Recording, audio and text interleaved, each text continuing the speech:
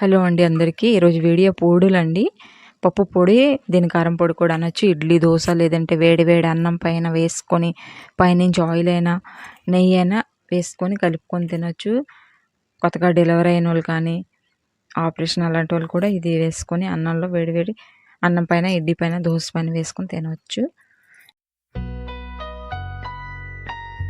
అయితే కొన్ని సామాన్లు చూడండి.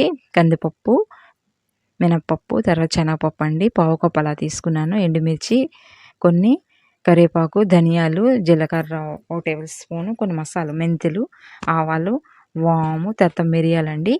ఒక పించ్ అలా 2-3 పించులు అలాగా ఇంగువ తీసుకున్నాను. తర్వాత ఇందులో చింతపండుని, వెల్లుల్లి లాస్ట్లో చూపిస్తాను. ఫస్ట్ మనం గ్యాస్ వెలిగించి ఒక కడాయి తీసుకొని అందులో పప్పులన్నీ వేసేసి బాగా వేయించేద్దాం. గ్యాస్ మాత్రం లోలోనే పెట్టండి. ఫ్లేమ్ లోలో ఉండాలి, ఎందుకంటే మాడకూడదు. తర్వాత లోపల వారికి మంచిగా ఫ్రై అవ్వాలి. మంచి స్మెల్ వచ్చే వారికి మనకు తెలుస్తుంది, కలర్ మారుతుంది కదా, అంతవరకు కనీసం ఒక 5 నిమిషాలు అలా పడుతుంది. దీన్ని వేయించాలండి. ఇలాగా డ్రై రోస్ట్ చేసుకోవాలి. ఇందులో ఆయిల్ కానీ ఏమీ వేయట్లేదు నేను. అలాగా నెమ్మదిగా దీన్ని చిన్న మంట మీదనే బాగా కలర్ మారేంత వరకు వేయించాక మనం వేరే ప్లేట్లో తీసుకున్న తర్వాత మనం ధనియాలు వేయించుకుందాం. కొత్త వాళ్ళైతే వీడియోని ఛానల్ సబ్స్క్రైబ్ చేసుకోండి ఫ్రెండ్స్. వీడియో నచ్చితే లైక్ చేయండి. చూడండి, పప్పులు మంచిగా కలర్ మారుతున్నాయి, మంచి స్మెల్ కూడా వస్తుంది. ఇలాగే కంటిన్యూగా కలుపుతూ ఉండండి, ఎందుకంటే ఒకసారి కలర్ ఎక్కువ తక్కువ అవుతుంది. ఎందుకంటే మంచిగా ఇలా కలుపుతూనే వేయించాలి. గ్యాస్ ఆపేసిన తర్వాత మనం దీనికి చల్లగా అవ్వడానికి ఒక ప్లేట్లో తీసేసుకుందాం. ఇవి చల్లారుతాయి. మళ్ళీ గ్యాస్ పైన కడాయి తీసుకొని దాన్ని సిమ్లోనే పెట్టి ఇక్కడ మనం 1 కప్పు ధనియాలు తీసుకున్నాను కదా, ఆ ధనియాలు కూడా ఇలాగే డ్రై రోస్ట్గానే చేయాలి, ఆయిల్ ఏది లేకుండా. దీనికి కూడా మంచిగా సిమ్లోనే పెట్టి గ్యాస్ని ఆపాలండి, ఫాస్ట్గా పెట్టకూడదు. మంచిగా వేగాక మంచి స్మెల్ వచ్చేస్తుంది. ఇవి మనం పొడి చేసేటప్పుడు మంచి గుమ్మగుమ్మలు పక్కింటి వరకు వెళ్తాయి, అంత బాగుంటుంది ఈ స్మెల్ దీనిది, కారం పొడిని.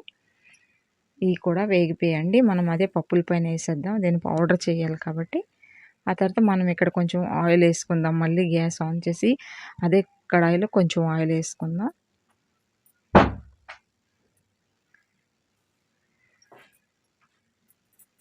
ఇక్కడ నేను 1 టేబుల్ స్పూన్ జీలకర్ర తీసుకున్నాను.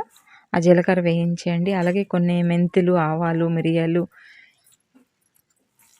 అన్నీ వేసి మంచిగా వేయించేసుకుందాం కలుపుతూ. ఇది కూడా మంచిగా లో మంట మీద, చిన్న మంట మీద వేయించాక మంచి స్మెల్ వచ్చాక మనం తీసుకున్న 1 కప్పు ఎండుమిర్చి ఉన్నాయి కదా, అవి కూడా వేసి దీన్ని కూడా వేయించేసుకుందాం. వేసిన తర్వాత కరివేపాకు ఉంచాం కదా, అది కూడా వేసేసుకుందాం. కరివేపాకుని మంచిగా క్లీన్ చేసి క్లాత్తో తుడిసి ఫ్యాన్ కింద ఆరబెట్టాక తీసుకున్నామండి. కరివేపాకు కూడా వేయండి. ఇక్కడ కరివేపాకు వేసేసుకుందాం. వీడియో నచ్చితే లైక్ చేయండి, షేర్, సబ్స్క్రైబ్ చేయండి ఫ్రెండ్స్. ఛానల్లో మంచి కుకింగ్ వీడియోస్ ఉన్నాయి, తప్పకుండా మీరు చూడండి. మీకు కావాల్సినవన్నీ ఇందులో ఉంటాయి. అయితే సాంబార్ మసాలా కూడా నేను పోస్ట్ చేశాను, అది కూడా చూడండి. లింక్ అయితే నేను డిస్క్రిప్షన్లో ఇస్తాను. ఈ వీడియో అయితే చాలా నచ్చింది. ఈ పొడి మీ ఇంట్లో ఒకసారి చేస్తే మీ ఇంట్లో అందరూ నచ్చుకుంటారు. ఇది పొరటాలనే కొత్తగా డెలివరీ అయిన వాళ్ళ కోసం, అంటే మీరు శనగపప్పు ఉంది కదా, అది స్కిప్ చేసి సేమ్ ఇలాగే చేసుకుంటే ఎవరైనా తినొచ్చు.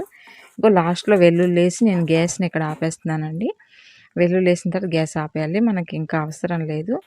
అలాగే కొంచెం కలుపుతూ ఆ వేడికి అది సరిపోద్ది. కొంచెం ఇంగువ లాస్ట్లో వేసేసుకుందాం, 1/2 టేబుల్ స్పూన్ అంతా.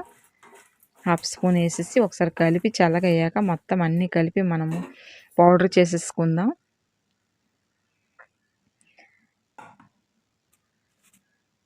చల్లగా అయిపోయండి. ఇప్పుడు పౌడర్ చేద్దాం. అయితే ఇలాగ అన్నీ మిక్సీలో వేసేసిన తర్వాత ఇందులో ఒక నిమ్మకాయ సైజ్ అంతా చింతపండు వేసి ఆడించడం మాత్రం మర్చిపోకండి. అయితే నేను ఫస్ట్ ఇక్కడ పప్పు ఆడించాను, తర్వాత ఈ మసాలాలు అవి వేస్తున్నాను. మసాలాలు వేసేటప్పుడు మీరు చింతపండు కూడా ఒక 3 కప్పుల పప్పు కాబట్టి ఒక నిమ్మకాయ సైజ్ అంతా పిక్కలు తీసి వేసేయండి చింతపండుని. వేసి ఇది మంచిగా సరిపోయిన ఉప్పు, మీకు ఏ ఉప్పు, గడ్డలు ఉప్పు అయినా ఏదైనా సాల్ట్ కూడా టేస్ట్‌కి సరిపోయినంత వేసుకొని ఇప్పుడే పౌడర్ చేసేసుకుందాం. ఇది కొంచెం బరకగా ఉండాలి. బాగా ఫైన్‌గా ఉండకూడదు. దీన్ని బాగా చల్లగా అయ్యే ప్లేట్‌లో తీసేసుకుందామండి ఈ పౌడర్‌ని. గ్రైండ్‌లో ఆడించుకున్నాం కదా అన్నీ మిక్స్.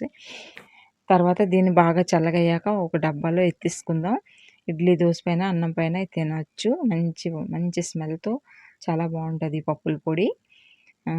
కారం, పప్పుల కారం చాలా బావుంటదండి. మీకు తప్పకుండా ఇది నచ్చుతది. ఇలాగే చేయండి సేమ్. చల్లగయ్యాక ఎత్తి ఉంచుకోవచ్చు. మీరు ఇది 2 నెలల వరకైనా వాడుకోవచ్చు. తీసేటప్పుడు తడి లేని స్పూను అలాంటివి వాడితే బావుంటాయి. మంచిగా ఎయిర్ టైట్ డబ్బాలో వేసి మీరు 2 నెలల వరకైనా వాడుకోవచ్చు. వీడియో అయితే తప్పకుండా మీకు నచ్చుంటది. నచ్చినట్టే కామెంట్ చేయండి, లైక్ చేయండి, షేర్ చేయండి. థాంక్స్ ఫర్ వాచింగ్ అండి.